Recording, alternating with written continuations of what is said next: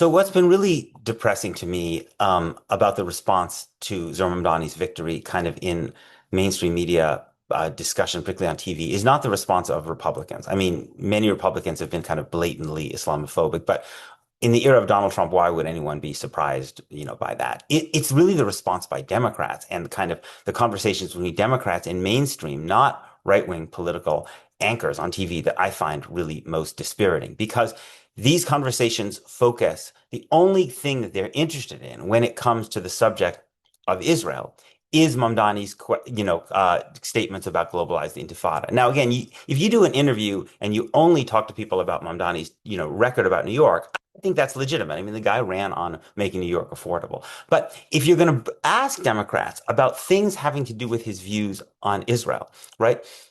How on earth is it justified to have the only thing that you ask about his claim about globalize the intifada? For the record, I don't think his answer in that Bulwark interview on globalize the intifada was a good answer. The thing about intifada is that it's an ambiguous term. It can mean nonviolent uprising. It can mean a violent uprising against soldiers. It can mean a violent uprising against civilians, which is a war crime, a violation of international law. Mamdani doesn't know how other people are using the term.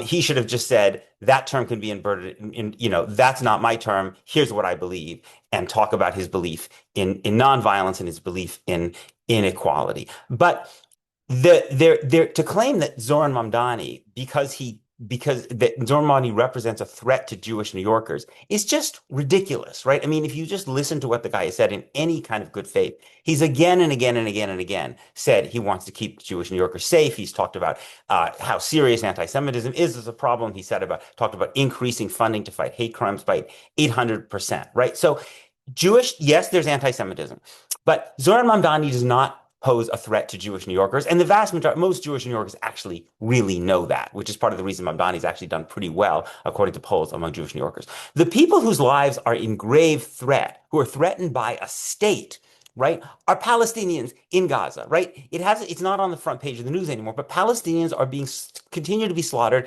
actually in escalating numbers, right? The slaughter goes on and on. The bombing goes on and on. It's just more and more hellish. It becomes more and more hellish every single day. So how on earth, if you are a Democratic politician, like these Democrats who were asked about Mamdani, like Jeffries and Gillibrand and Smallwell, this congressman from California, and this congresswoman from Nassau County on Long Island, how on earth can you justify making your one comment about this question about Israel being the question of kind of attacking Mamdani for globalize the intifada, right? And if you're a news anchor, right, because the Democratic Party claims to believe that human lives are equal, right? It's not like the Republican Party. It claims to believe that human lives are equal, right? And if you're a mainstream news anchor who, again, also supposedly operates within some kind of broadly liberal framework, how can you justify having the one question you ask, which relates to Israel and Palestine,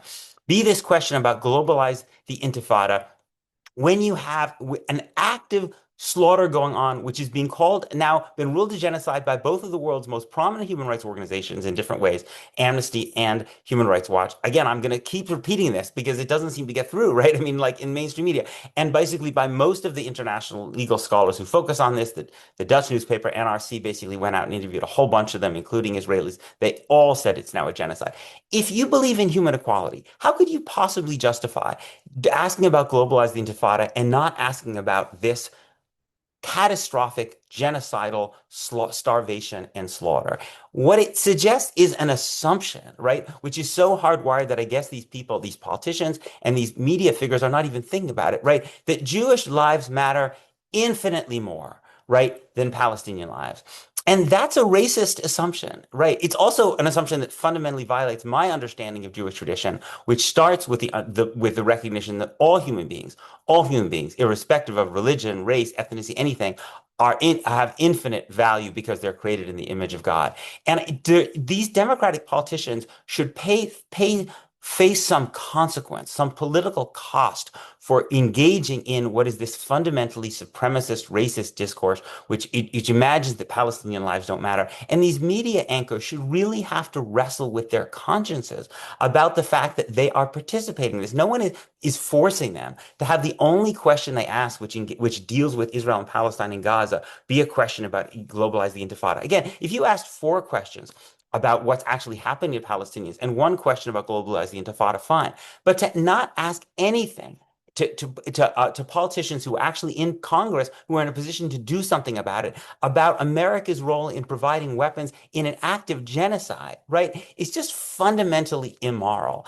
And it's so depressing to see how this just perpetuates itself on kind of mindless autopilot, as if all of this death, all of this killing, all of this starvation, it just doesn't register. It doesn't matter because the lives of Palestinians are not considered to matter. And this is part of the reason Zohran Mamdani is different and he broke through is because he actually acts as if they did matter. I just wish we had a Democratic Party and a mainstream media that agreed.